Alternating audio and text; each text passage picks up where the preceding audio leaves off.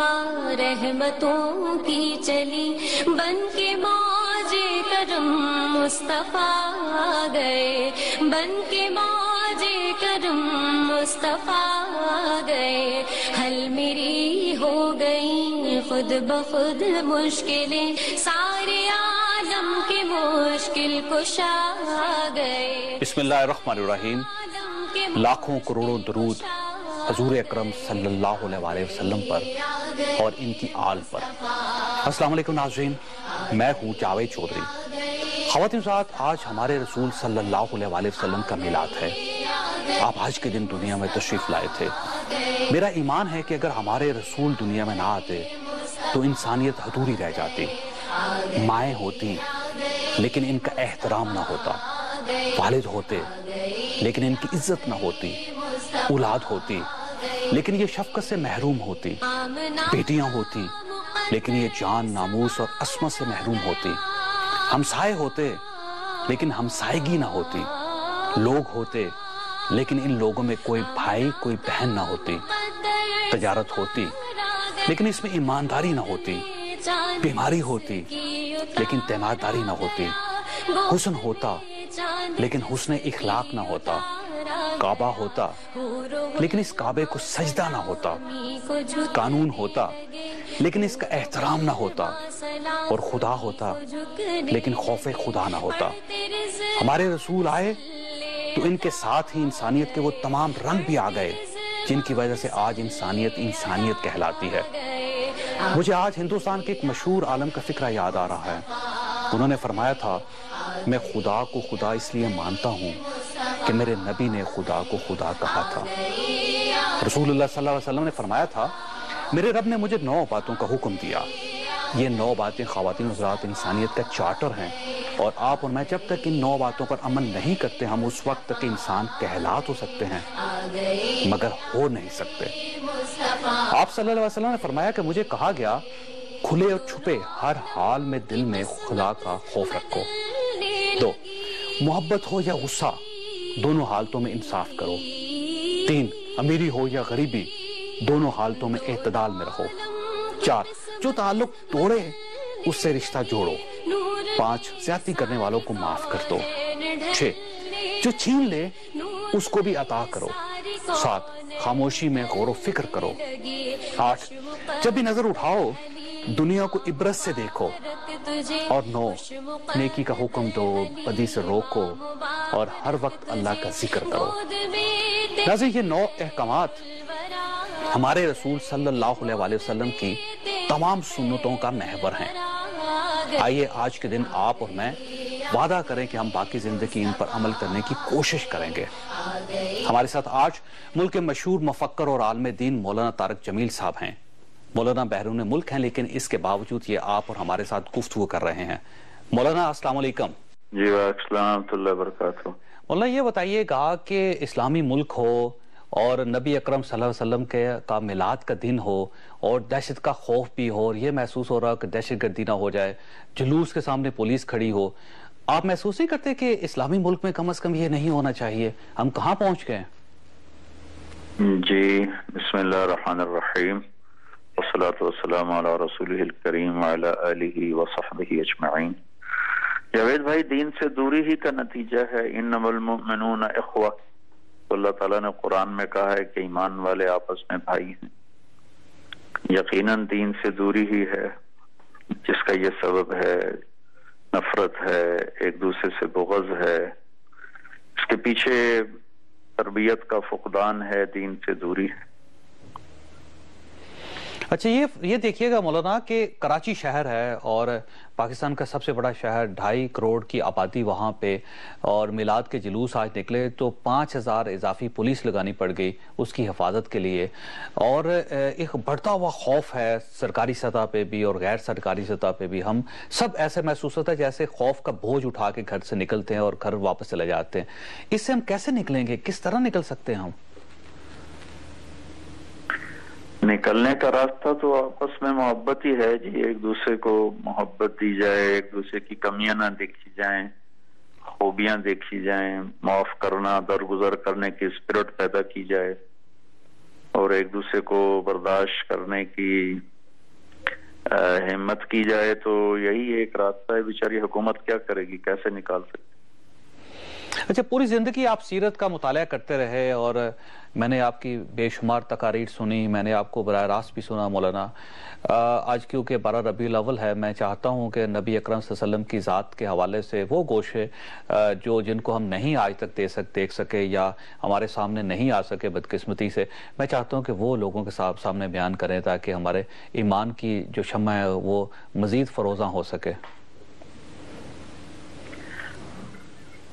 آج جو ہمارا ملک ہے اس کے لحاظ سے تو میں قرآن کی ایک آیت ابھی آپ کے کہنے پر میرے ذہن میں آئی ہے. اللہ تعالیٰ نے اپنے محبوب صلی اللہ تعالی علیہ وسلم پر قرآن پاک میں بہت جگہ اپنے احسان جتلائے ہیں, جیسے الم نشرح لک صدرک ووضعنا عنک وزرک الذی انقض ظہرک ورفعنا لک ذکرک.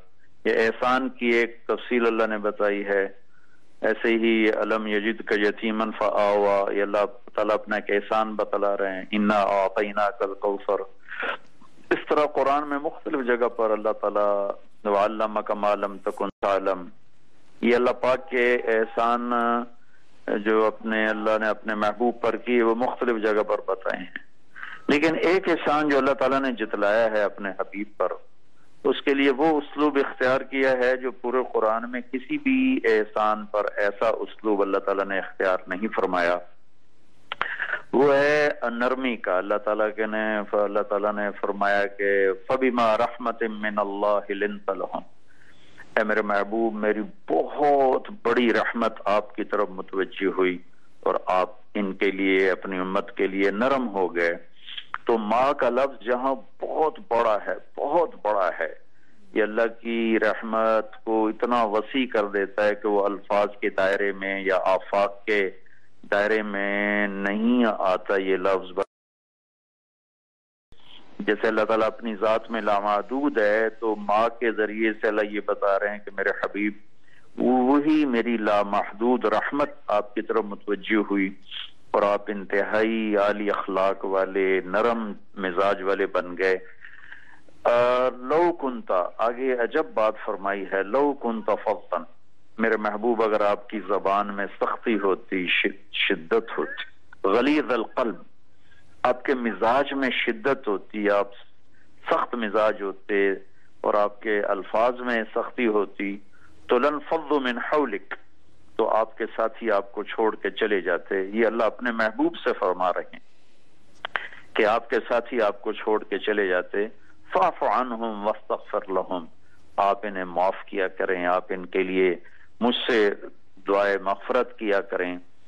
تو یہ وہ احسان ہے جو میرے مالک نے جتلایا اور بہت بڑا کر کے جتلایا, اور میرے نبی کی زندگی کا ہر پہلو ہی لامحدود ہے اور ہر پہلو ہی ناقابل بیان ہے. ہم کہاں بیان, دو ہستیاں ہیں جن کو ہم بیان نہیں کر سکتے, ان کے کما حق ہو, ایک اللہ کی ذات ہے, ایک اللہ کے حبیب کی ذات ہے.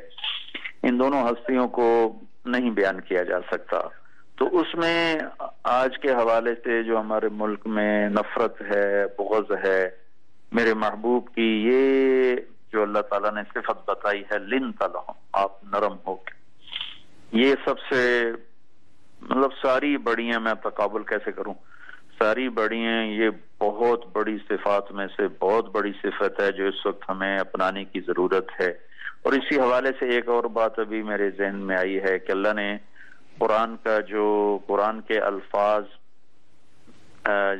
جو آئے ہیں اس میں جو جہاں آ کر قرآن دو حصوں میں تقسیم ہوتا, آدھا قرآن ایک طرف آدھا ایک طرف, اس کے سینٹر والا جو لفظ اللہ لائے ہیں قرآن میں سورہ کہف میں ہے وہ ہے وَلْيَتَلَطَّفْ. یہ اصحاب کہف کا قصہ ہے, اور وہ بھیج رہے تھے اپنے ایک ساتھی کو کہ جاؤ جا کے کھانا لے کر آؤ, تو اس سے کہنے لگے بہت لطف کا معاملہ کرنا, کوئی سخت بول نہ بولنا. تو میں ایک دفعہ غور کر رہا تھا کہ یہ سینٹر, ہر چیز کا سینٹر جب ٹھیک ہوتا ہے تو پوری چیز, اب دیکھتے ہیں نا جو الائنمنٹ کرتے ہیں, ویل بیلنسنگ کرتے ہیں, بالکل صحیح, تو وہ بیلنس ہوتے ہیں تو گاڑی چلتی ہے. تو قرآن کا جو بیلنس ہے وہ لطف اور نرمی ہے. تو گویا پوری شریعت کا جو بیلنس ہے وہ لطف اور نرمی ہے، اور نرمی کی انتہا کو لطف کہتے ہیں۔ محبت کی، نرمی کی، ہمدردی کی، درگزر کی آخری جو تعبیر ہے وہ لفظ لطف ہے۔ اللہ اپنے بارے میں کہتا ہے وَهُوَ اللطیف الخبیر۔ تو قرآن بھی اپنے اندر، قرآن نے بھی، اللہ تعالیٰ نے قرآن کے ذریعے سے بالکل درمیان میں لفظ لطف کو لا کر یہ پیغام دیا۔ اور پھر ایک اور حدیث یاد آئی، اللہ کے نبی کا فرمان ہے کہ لو کان الرفق خلقا لما رأى الناس خلقا احسن منه، اگر نرمی کی اللہ کوئی شکل بناتا تو کائنات میں اس سے حسین شکل کوئی نہ ہوتی۔ وَلَوْ كَانَ الْعُنْفُ خَلْقًا لَمَا رَأَى النَّاسُ خَلْقًا أَبْغَضَ مِنْهُ أَقْبَحَ مِنْهُ، اور اگر اللہ تعالیٰ سختی کی کوئی شکل بناتا تو اس سے زیادہ بدصورت شکل اور کوئی نہ ہوتی۔ تو اس وقت میرے محبوب صلی اللہ تعالی علیہ وسلم کی جو یہ صفت نرمی والی ہے، آپ نے کیسے دشمنوں کو سینے سے لگایا۔ عبداللہ بن ابی جیسے کا جنازہ پڑھا دیا جس نے آپ کو کتنا روحانی دکھ پہنچایا، آپ کو منافق اعظم بھی کہا جاتا ہے۔ منافق اعظم، رئیس المنافقین ہے، ان کا اپنا سگا بیٹا حضرت عبداللہ رضی اللہ تعالیٰ عنہ، انہوں نے کئی دفعہ آ کر پوچھا یا رسول اللہ مجھے اجازت دیں میں اپنے باپ کو قتل کر دوں، تو آپ فرماتے تھے نہیں، تیرا باپ ہے، اس کی عزت کر، میں نہیں چاہتا کہ لوگ کہیں کہ میں اپنے ساتھیوں کو قتل کرواتا ہوں۔ مولانا آپ کو یاد ہوگا کہ میں نے خود بھی ایک سیرت کی کتاب میں ایک بار ایک چھوٹا سا واقعہ تھا جو میں پڑھ رہا تھا، میں آپ کے ساتھ شیئر کرتا ہوں۔ میں چاہتا ہوں کہ آپ اس طرح چند واقعات آج کے دن ہمارے دیکھنے والوں اور سننے والوں کو ضرور بتائیں گے تاکہ ہمیں سیرت کے جو اصل رنگ ہیں وہ ہمارے سامنے کھل کر سامنے آ جائیں۔ وہ ایک صاحب بیٹھے ہوئے تھے نبی اکرم صلی اللہ علیہ وسلم کے پاس، اور ایک بچہ آیا جب، تو غالباً وہ حضرت امام حسین یا حسن تھے، تو نبی صلی اللہ علیہ وسلم نے بڑی شفقت کی، بڑا پیار کیا ان سے۔ تو وہ جو صاحب تھے وہ بولے کہ آپ تو بچوں کے ساتھ بہت پیار کرتے ہیں، تو نبی صلی اللہ علیہ وسلم نے ان سے پوچھا کہ آپ کے بچے ہیں؟ انہوں نے کہا ہاں میرے بچے ہیں۔ انہوں نے کہا کبھی کسی بچے کو پیار کیا آپ نے؟ انہوں نے کہا نہیں میرے تو بہت بچے ہیں لیکن میں نے کبھی ان کے ساتھ اتنا پیار نہیں کیا۔ تو نبی صلی اللہ علیہ وسلم نے کہا کہ آپ کا دل تو بڑا سخت ہے پھر۔ تو یہ ایک جو نرمی ہے نا جو آپ کی بات سے مجھے ذہن میں آئی کہ جو نرمی ہے وہ نبی اکرم صلی اللہ علیہ وسلم کی پوری ذات میں نظر آتی ہے، ہر جگہ پہ نظر آتی ہے۔ وہ واقعہ اس طرح ہے کہ آپ نے اپنے نواسوں میں سے ایک کو گود میں لے کر پیار کیا، ٹھیک، تو اقرا بن حابس تمیمی رضی اللہ تعالیٰ عنہ ابھی نئے نئے مسلمان ہوئے تھے، ٹھیک، یہ بنو تمیم کے سردار تھے، تو وہ کہنے لگے کہ میرے 10 بچے ہیں، میں نے آج تک کبھی کسی کو پیار نہیں کیا۔ تو آپ نے فرمایا اگر اللہ نے تیرے دل سے نرمی کو نکال دیا ہے تو میں کیا کر سکتا ہوں، تیرے دل سے رحم کو نکال دیا تو میں کیا کر سکتا ہوں۔ آپ کی محبت تو ایسی تھی کہ فرض نماز میں سجدے میں حضرت حسن رضی اللہ تعالیٰ عنہ آپ کی کمر پہ چڑھ کے بیٹھ گئے تو آپ نے جب تک وہ اترے نہیں آپ نے سجدے سے سر نہیں اٹھایا، اور پیچھے صحابہ پریشان ہو گئے کہ شاید آپ کو کچھ ہو گیا ہے۔ پہلی صف کے لوگوں نے ذرا سا سر اٹھا کے دیکھا تو حضرت حسن رضی اللہ تعالیٰ عنہ وہ پشت پر تشریف فرما تھے، تو ایک صحابی نے آگے ہاتھ بڑھا کے نیچے اتارنا چاہا تو آپ کو نظر آیا بغل میں سے ہاتھ آگے بڑھتا ہوا، تو آپ نے ہاتھ کے اشارے سے اس کو روک دیا کہ بچے کو کچھ نہ کہو۔ تو جب تک وہ اترے نہیں آپ نے سر نہیں اٹھایا۔ اور کبھی ایسا بھی ہوتا تھا کہ آپ رکوع میں ہوتے تھے تو حضرت حسن آ کر وہ آپ کی ٹانگوں میں سے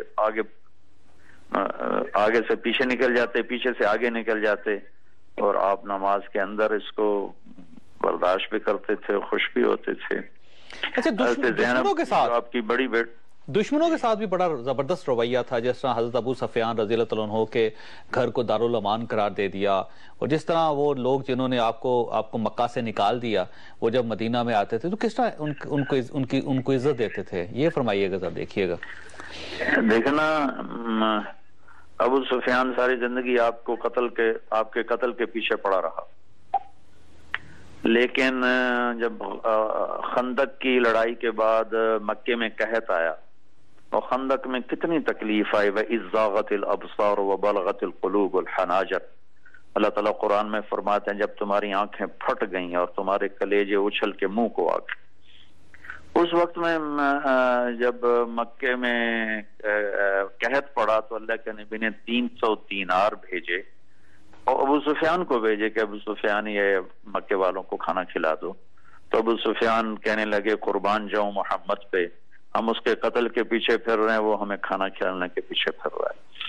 تو جب آپ مکہ میں داخل ہوئے تو آپ نے اعلان کیا من دخل دار ابی سفیان فہو آمن، جو ابو سفیان کے گھر میں داخل ہو جائے گا اسے امن مل جائے گا۔ پھر جو 20 برس مکے والوں نے قتل کے منصوبے بنائے تو آپ نے فرمایا ان کو کہ اب میں کیا کروں گا تمہارے ساتھ؟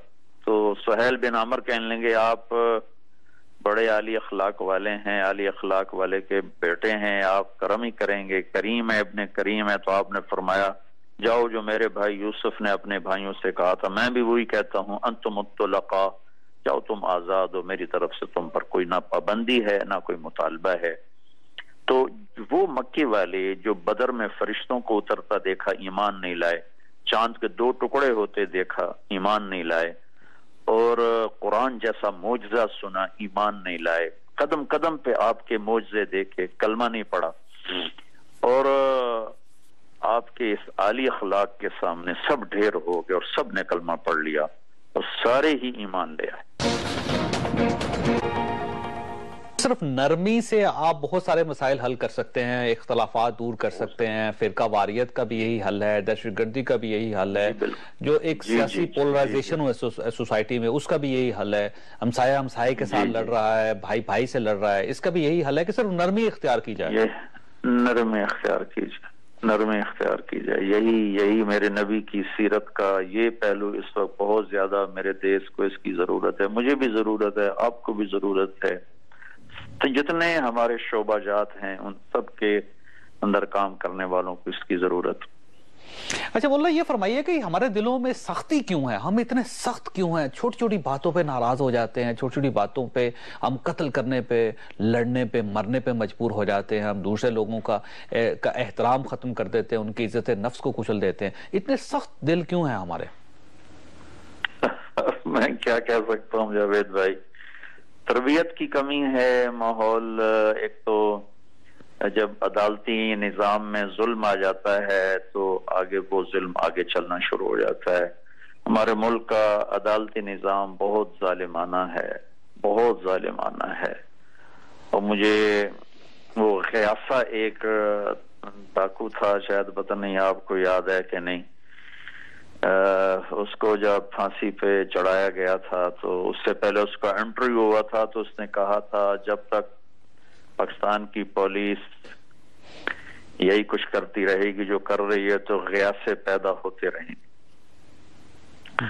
تو ہمارا عدل کا نظام بہت ظالمانہ ہے، اور اس کی وجہ سے ایک رد عمل بھی پیدا ہوتا ہے، اور پھر آگے تربیت بھی کوئی نہیں۔ میں صرف اس ایک نظام کو میں ذمہ دار نہیں ٹھہراتا ہوں، میں بھی ذمہ دار ہوں کہ میں نے اپنے ملک کے مسلمان بھائیوں پہ محنت نہیں کی، میں نے انہیں نہیں سمجھایا، اور میں ہر فرد کو جو سمجھانے کی استطاعت رکھتا ہے اسے ذمہ دار سمجھتا ہوں کہ اگر ہر پہلے ماں باپ کے ذمہ تھا وہ نرمی کا سبق دیتے، درگزر کا سبق دیتے، پھر ہمارے اسکولز کالجز کے ذمہ تھا، لیکن میں کیا رونا روں کہ میرے ملک میں تعلیم نہیں ہے، کاروبار ہے، تو جہاں علم نہ ہو صرف کاروبار ہو تو وہاں تربیت کیسے ہوتی؟ اچھا یہ بھی تو دیکھیے نا، اس میں چھوٹا سا نقطہ مولانا میرے سامنے آ رہا ہے کہ جو علماء اکرام ہیں، مدارس ہیں، مدارس کے جو طلباء ہیں، ان کی تربیت تو بڑی زبردست ہے، وہاں تو ان کو سکھائی ادب جاتا ہے، نرمی سکھائی جاتی ہے، برداشت سکھائی جاتی ہے، لیکن جتنی فرقہ واریت ہے آپ دیکھیے اس کے مراکز کون سے ہیں، مدارس ہیں اور علماء کرام ہے۔ اب علماء کرام کے دل تو اتنے سخت نہیں ہونے چاہیے تھے، مدارس کے اندر تو برداشت ہونی چاہیے تھی، وہاں سے تو فساد نہیں نکلنا چاہیے تھا۔ بس میں تو بھائی جاوید سمجھتا ہوں کہ ہم سارے ہی ذمہ دار ہیں، کوئی ایک طبقہ اس کا ذمہ دار نہیں ہے، ہم سب ذمہ دار ہیں۔ اچھا یہ فرمائیے گا کہ آج کے دن جی آپ فرما رہے تھے آپ کچھ فرما رہے تھے، بولیں آپ۔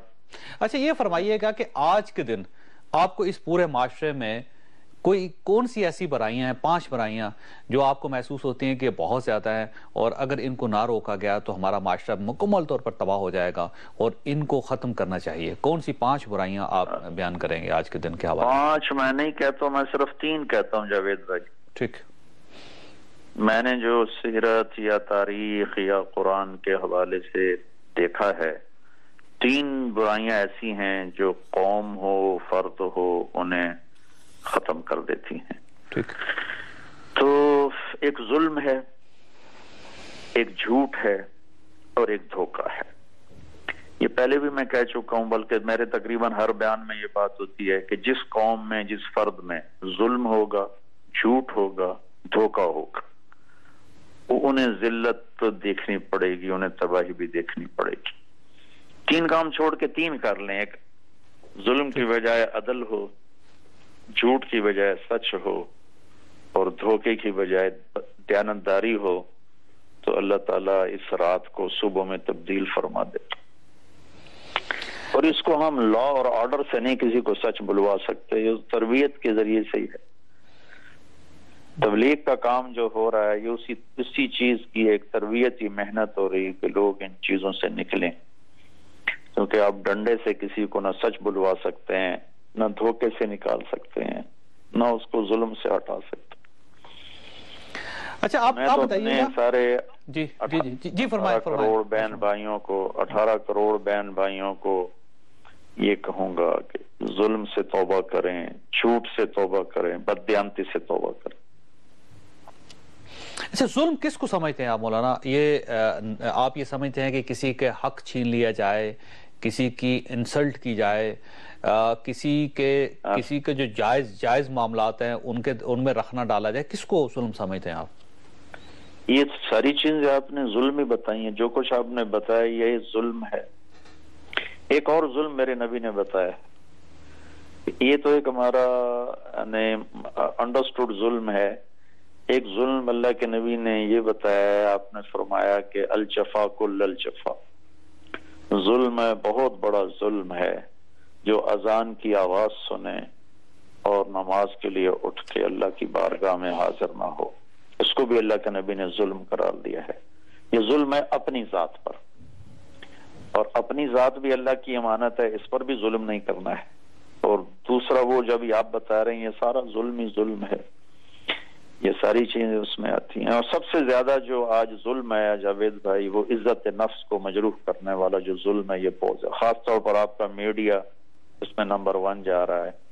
پگڑیاں اچھالنا، عزت نفس سے کھیلنا، اسی پر پیسے بن رہے ہیں، اسی پر ریٹنگ بن رہی ہے، تو پھر کیا ہوگا؟ اچھا آپ کے ساتھ اس پورے معاشرے میں، آپ تو مولانا طارق جمیل صاحب کے ساتھ اس پورے معاشرے میں انصاف ہوا ہے؟ جی مولانا طارق جمیل صاحب کے ساتھ اس پورے ملک میں انصاف ہوا ہے؟ انصاف نہ انفرادی سطح پر ہے نہ اجتماعی سطح پر ہے. کچھ لوگ ہیں، میں توبہ اللہ تعالیٰ معاف کرے، ہمارا ملک موجود ہے تو مطلب ہے کچھ لوگ تو موجود ہیں جن کی برکت سے ملک چل رہا ہے. بالکل نفی تو کرنا سراسر ناانصافی ہوگی. کچھ اللہ کے بندے ہر جگہ ایسے ہیں، کچھ اللہ کی بندیاں، کچھ حکمرانوں میں، کچھ افسروں میں، کچھ ماتحتوں میں، کچھ مالداروں میں، کچھ تاجروں میں، ذمہ داروں میں، سیاستدانوں میں، غریبوں میں، ہر طبقے میں کچھ لوگ جاوید بھائی ایسے ضرور ہیں جن کی برکت سے ہماری گاڑی چل رہی ہے. ایسا اندھیرا بھی نہیں ہے. یقیناً زیادہ تو ڈارک پہلو ہی ہے، لیکن کچھ ٹمٹماتے چراغ ابھی ہیں، شاید انہی سے اللہ تعالیٰ روشنیاں بڑھا دے.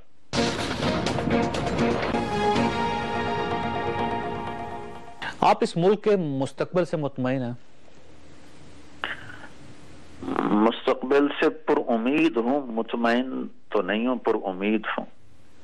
آپ کو کہاں امید نظر آ رہی ہے مولانا؟ اللہ کے خزانوں میں. کسی لوگوں میں نظر آ رہی ہے آپ کو؟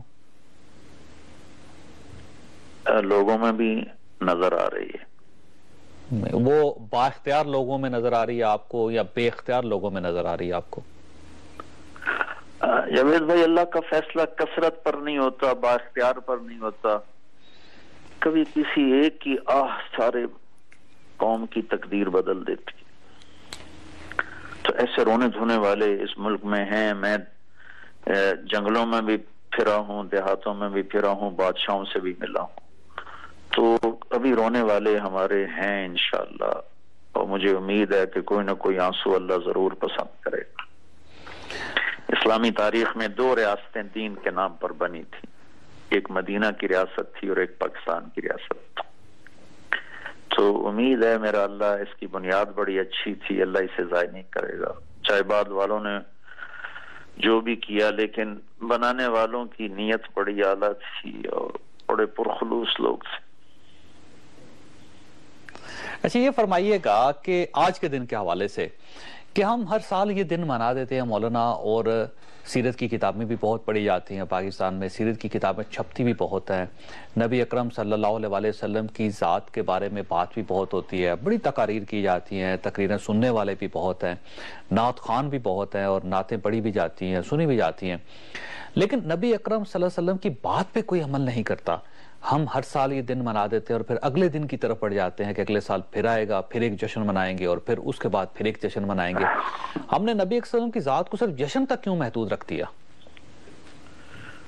بس اپنی کمزوری ہے جاوید بھائی کہ اس کے لیے قربانی چاہیے، اس کے لیے قدم قدم پہ پسنا پڑتا ہے، تو وہ غالباً اتنی ہمت ہمارے معاشرے میں ہے نہیں کہ ہر قدم پر اس اسوہ حسنہ کو سامنے رکھا جائے۔ اللہ کے محبوب کی یاد تو ہر پل کی چیز ہے، صرف 12 ربیع الاول کی چیز تو نہیں۔ اچھا آپ کی ذات کے حوالے سے کچھ چیزیں میں آپ سے معلوم کرنا چاہتا ہوں، یہ بتائیے کہ اگر مولانا طارق جمیل صاحب مولانا نہ ہوتے تو کیا ہوتے؟ میں پتہ نہیں کیا ہوتا، پیشے کے لحاظ سے تو میں اللہ نے مجھے ایک ذمہ دار گھرانے میں پیدا کیا، اور شوق کے لحاظ سے میرے والد مجھے ڈاکٹر بنانا چاہتے تھے، میں سنگر بننا چاہتا تھا، اور میں اس وقت جب یہ رضا پہلوی کا دور تھا نا جی ایران میں، تو شیراز میں ایک یونیورسٹی تھی جہاں اس وقت میوزک کی بڑی اعلیٰ درجے کی ٹریننگ دی جاتی تھی، تو میں وہاں بھاگ رہا تھا میوزک سیکھنے کے لیے۔ تو وہاں سے میں نے ان کو لیٹر لکھا، وہاں سے مجھے جواب آ گیا کہ آپ ہماری ایمبیسی سے رابطہ کریں، وہاں سے ویزا لیں، ہم آپ کو ویلکم کریں گے۔ تو وہ ویلکم کرتے کرتے وہ تبلیغ والے 3 دن کے لیے لے گئے، بس پھر اس کے بعد سے واپس جانا ہی نہیں ہوا۔ اگر وہ 3 دن کی تبلیغ نہ ہوتی تو آپ گلوکار ہوتے، گلوکار طارق جمیل۔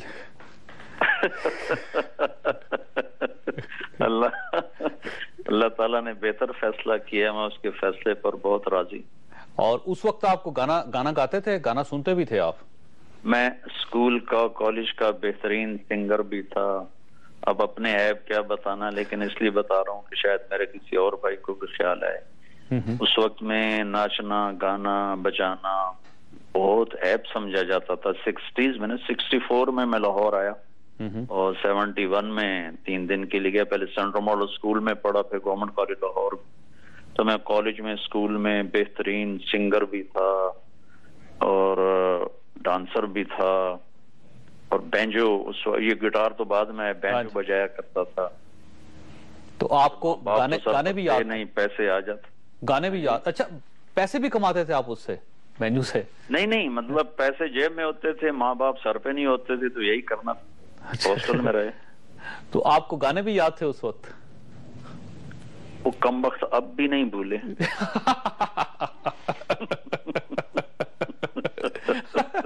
اچھا اس وقت کون سا گلوکار اچھا لگتا تھا آپ کو مولانا؟ اب اس کو چھوڑیں کیا کر۔ دیکھ لیں آپ کہ یہ کس قسم کی بدبخت قسم کی چیزیں ہوتی ہیں کہ مولانا طارق جمیل جیسے شخص کا بھی پیچھا کرتی ہیں۔ جی بس وہ ایک دور ہی ایسا تھا، کچھ حافظہ اچھا تھا، تو بس وہ جو ذہن میں اٹک گئے۔ کوئی پیغام اس قوم کے لیے، 18 کروڑ لوگوں کے لیے جو اس وقت سن رہے ہیں آپ کو، کہ یہ اپنی ذاتی زندگی اور اجتماعی زندگی کو کیسے بہتر بنا سکتے ہیں؟ بس ایک دوسرے کے لیے گنجائش پیدا کریں، ایک دوسرے کے لیے گنجائش پیدا کریں، بھئی یہی پیغام ہے میرا۔ فرقہ واریت سے کیسے نکل سکتے ہیں مولانا ہم؟ جب گنجائش پیدا کریں گے تو نکل جائیں۔ اور دہشت گردی سے کیسے نکل سکتے ہیں ہم؟ کے سامنے رویا دھویا جائے. ٹھیک. اور حکمرانوں کے دل کیسے نرم ہو سکتے ہیں؟ کچھ آپ بھی سوچیں، میں کیا بتاؤں. نہیں، آپ سے سننا چاہتے ہیں مولانا. حکمران بھی ہمارے بھائی ہیں جاوید بھائی، وہ بھی اس بات کے محتاج ہیں کہ ان کو پیار محبت سے سمجھایا جائے. ٹھیک. اور یہ جو دولت کی ہوس ہے، اس کو کیسے نکالا جائے دلوں سے؟ یہ تو آخرت کی یاد سے ہی ہے. سیرت کو پڑھیں، قرآن پڑھیں، دیکھیں کہ قرآن کیا کہتا ہے، سیرت النبی کیا کہتی ہے. تبلیغ کا کام بہت اچھا ہو رہا ہے، اس میں جائیں، انشاءاللہ اس سے فائدہ ہوگا. اور یہ جو نفرتیں ہیں ان کو کیسے گھٹایا جائے؟ صرف نرمی پیدا کرنے سے؟ انشاءاللہ اسی سے ہو جائیں.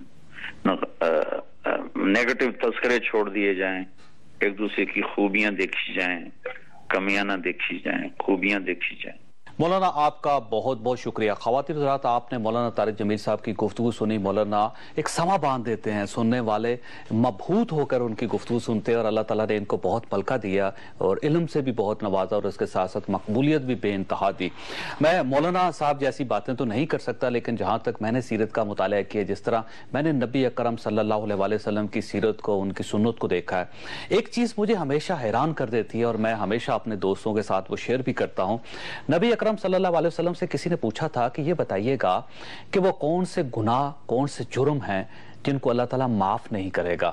نبی اکرم صلی اللہ علیہ وسلم نے فرمایا صرف 2 ایسے گناہ ہیں جن کو خدا معاف نہیں کرے گا.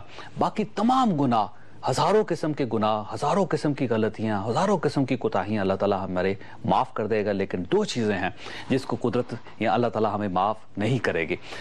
پوچھنے والے نے پوچھا کہ وہ کون سی چیزیں ہیں؟ نبی اکرم صلی اللہ علیہ وسلم نے فرمایا شرک. یعنی پہلی چیز ہے شرک، کہ جب بھی آپ کسی انسان کو یا کسی دوسری طاقت کو اللہ تعالیٰ کے ساتھ شریک کر دیتے ہیں تو اللہ تعالیٰ بہت مائنڈ کرتا ہے، بہت برا مناتا ہے، اور یہ وہ غلطی، یہ وہ گناہ ہے جس کو خدا معاف نہیں کرے گا. اور دوسری بات بڑی دلچسپ ہے خواتین حضرات، نبی اکرم صلی اللہ علیہ وسلم نے فرمایا کہ اللہ تعالیٰ اس شخص کو معاف نہیں کرے گا جو نا امید ہو جائے، جو مایوس ہو جائے. یعنی نبی اکرم صلی اللہ علیہ وسلم کا فرمانا تھا کہ اگر اللہ تعالیٰ کے ساتھ آپ تعلق رکھنا چاہتے ہیں اور خدا آپ کو مکمل طور پر معاف کر دے تو 2 کام نہ کریں، شرک نہ کریں، کسی شخص کو اللہ کی ذات میں شریک نہ کریں، خواہ وہ شخص کتنا ہی مضبوط، کتنا ہی بڑا، کتنا ہی طاقتور کیوں نہ ہو، اور حالات جیسے بھی ہوں، مسائل جتنے بھی بڑے ہوں، اور جتنے بھی حالات کی خرابی آپ کے دائیں بائیں گھوم رہی ہو، آپ جتنے بھی مصائب کا شکار ہو، مایوس نہ ہو، نا امید نہ ہو، کیونکہ اللہ تعالیٰ نا امید ہونے والے لوگوں کو بھی پسند نہیں کرتا. میری آپ سے درخواست ہے کہ شرک نہ کریں اور اللہ تعالیٰ کی ذات سے مایوس نہ ہو. اللہ تعالیٰ آپ اور آپ کے اہل خانہ کو ہر قسم کی مصیبت سے محفوظ رکھے. اللہ حافظ.